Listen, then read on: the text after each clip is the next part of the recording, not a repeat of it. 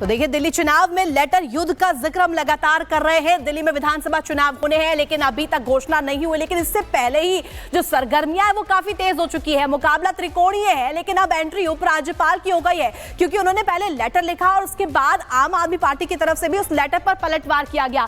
किस तरीके से मंदिर और मठों पर चर्चा हो रही है, आपको दिखाते हैं इस रिपोर्ट के जरिए।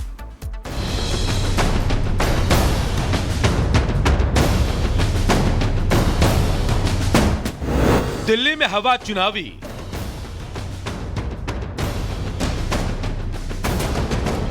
आरोप प्रत्यारोप हावी। दिल्ली में चुनाव के ऐलान से पहले माहौल पूरी तरह से सियासी हो चुका है। रोहिंग्या को लेकर अभी सियासत चल ही रही थी कि आम आदमी पार्टी के संयोजक ने एक बड़ा ऐलान कर दिया, जिसके बाद तो नई तरह की राजनीति शुरू हो गई है। लेकिन इन सबसे अलग दिल्ली की मौजूदा सीएम आतिशी और उपराज्यपाल वीके सक्सेना के बीच एक अलग जंग चल रही है। ये जंग चिट्ठी के जरिए हो रही है। दरअसल लगातार दूसरे दिन सीएम आतिशी ने एलजी सक्सेना को एक चिट्ठी लिखी है। ये मेरे ध्यान में लाया गया है कि धार्मिक समिति ने 22 नवंबर 2024 की एक बैठक में पूरी दिल्ली में कई धार्मिक संरचनाओं को ध्वस्त करने का आदेश दिया है।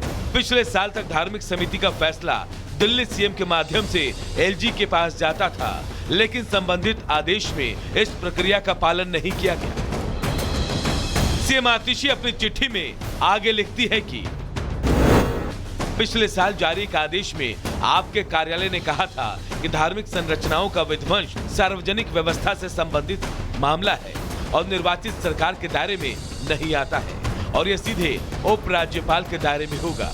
तब से धार्मिक समिति के काम की निगरानी सीधे आपके द्वारा की जा रही है। इन संरचनाओं के विध्वंस से इन समुदायों की धार्मिक भावनाएं आहत होंगी। दिल्ली के लोगों की ओर से मैं आपसे अनुरोध करना चाहती हूं कि किसी भी मंदिर और पूजा स्थल को ध्वस्त ना करें। फिलहाल किस मंदिर या धार्मिक स्थल को ध्वस्त करने का आदेश जारी हुआ है, इसका जिक्र चिट्ठी में नहीं था। लेकिन एलजी ने फिर सीएम की चिट्ठी का जवाब दिया। हालांकि उनका जवाब काफी तल्ख था। ना तो कोई मंदिर, मस्जिद, चर्च या कोई अन्य पूजा स्थल तोड़ा या ध्वस्त किया जा रहा है और न ही इस आशय की कोई फाइल उपराज्यपाल के पास आई है। मौजूदा सीएम अपनी और अपने पूर्ववर्ती सीएम की विफलताओं से ध्यान भटकाने के लिए घटिया राजनीति कर रही है। यानी दिल्ली में आने वाला चुनाव कितना रोचक होने वाला है, अब इस बात में कोई दो राय नहीं रह गई। ठीक 24 घंटे पहले भी कार्यवाहक सीएम को लेकर दोनों के बीच लेटर वॉर हो चुका है। एलजी ने आतिशी को कार्यवाहक सीएम कहा तो इस पर आतिशी ने आपत्ति जताई। जवाब में सीएम आतिशी ने उन्हें गंदी राजनीति ना करने और दिल्ली की बेहतरी पर ध्यान देने की सलाह दी थी। Bureau report, Republic Bharat.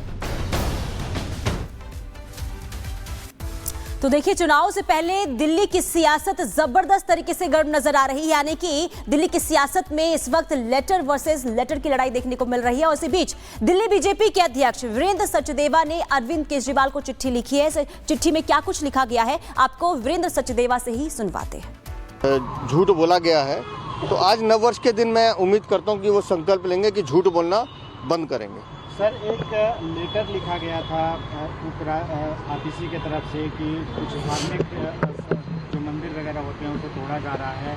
LG ने कहा है लेटर के माध्यम से। देखिए, रिलीजियस कमेटी दिल्ली के गृह मंत्री के अंतर्गत अधीन काम करती है और माननीय उपराज्यपाल जी ने स्पष्ट रूप से कह दिया है कि किसी भी तरह का कोई भी आदेश उपराज्यपाल कार्यालय से नहीं दिया गया है।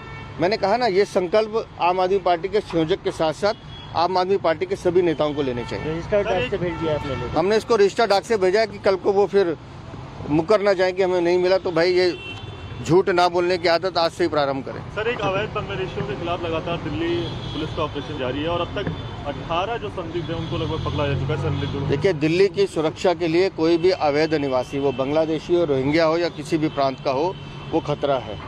और मुझे अफसोस इस बात का है कि मेरी अपनी दिल्ली को बर्बाद करने के लिए यहाँ के अरविंद केजरीवाल, उसकी पार्टी जिस तरह से उन्हें पालने का प्रबंध कर रही थी, वो खुलासा धीरे धीरे होने लगा। मुझे खुशी इस बात की है कि मात्रा बहुत बड़ी संख्या में 18 तो पकड़े गए हैं, लेकिन जानकारी मिली है कि बहुत सारे लोग अभी भी अंडरग्राउंड और भाग रहे हैं। तो हम तो निवेदन करें कि दिल्ली के सभी मतदाता अपने आसपास निगाह रखें और कहीं भी कोई अवैध बांग्लादेशी या रोहिंग्या दिखाई देता है तो तुरंत पुलिस को सूचित करें। सर, एक छोटे सा सवाल और सर, है। अरविंद केजरीवाल ने मोहन भागवत जी को एक लेटर लिखा है जिसके अंदर उन्होंने कहा है कि 5 सवाल किए हैं। कहा बीजेपी पिछले कई दिनों से गलत काम कर रही है, आरएसएस समर्थन करती है, क्या खुलकर पैसा बांट रहे हैं, इस तरीके की। अरविंद केजरीवाल, अभी मैंने आपको ये 5 सवाल आपसे पूछे हैं, मेहरबानी करके इसको ध्यान से पढ़ लें और फिर मैं कह रहा हूँ झूठ बोलना बंद करें।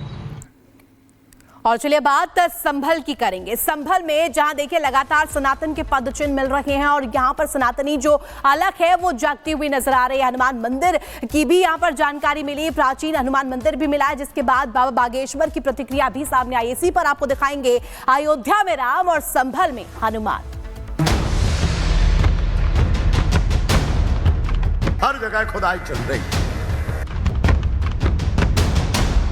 अयोध्या में राम जी आए हैं तो संभल में हनुमान जी नहीं आएंगे तो कौन आएगा हो बाबू?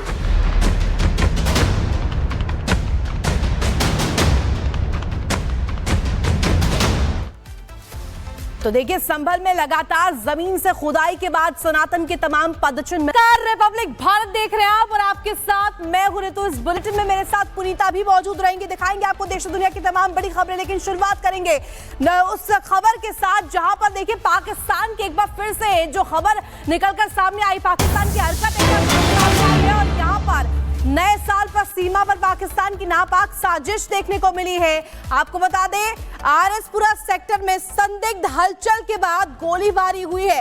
बीएसएफ ने आरएसपुरा सेक्टर में कई राउंड फायरिंग की है। संदिग्धों की तलाश में बीएसएफ ने बाकायदा सर्च ऑपरेशन भी चलाया है। तो नया साल है और पाक की जो नापाक साजिश है उसको एक बार फिर से लेकर के जानकारी मिली है, एक बार फिर से ऐसी हलचल।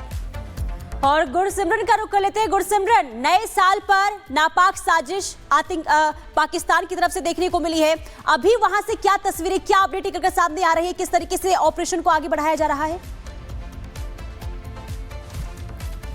देखिए पुनीता, साल जो है बदल गया है लेकिन पाकिस्तान की हरकतें नहीं बदली हैं। एक बार फिर से जो है संदिग्ध गतिविधि सरहद पर देखी गई। ये आरएसपुरा सेक्टर जम्मू में पड़ता है, अंतर्राष्ट्रीय सीमा पर। देर रात तकरीबन जो है जब संदिग्ध गतिविधि देखी गई तो बीएसएफ के जवान, क्योंकि नए साल पर पहले अलर्ट है, पूरी मुस्तैदी से तैनात थे, उन्होंने एक एक करते 12 राउंड जो है वो फायर किए हैं इस संदिग्ध गतिविधि पर, जिसके बाद ये संदिग्ध जो है वो पाकिस्तानी इलाके में लौट गया। अब इस इलाके में बड़े पैमाने पर सूर्य की पहली किरण के साथ ही बड़े पैमाने पर सर्च ऑपरेशन लॉन्च कर दिया गया है ताकि देखा जाए कि ये जो संदिग्ध था क्या किसी तरह से घुसपैठ करने में इसके साथी सफल तो नहीं रहे, या फिर ये किसी तरह की स्मगलिंग, हथियारों की या फिर नारकोटिक्स की करने तो नहीं भारतीय सरजमी पर आने की कोशिश कर रहा था।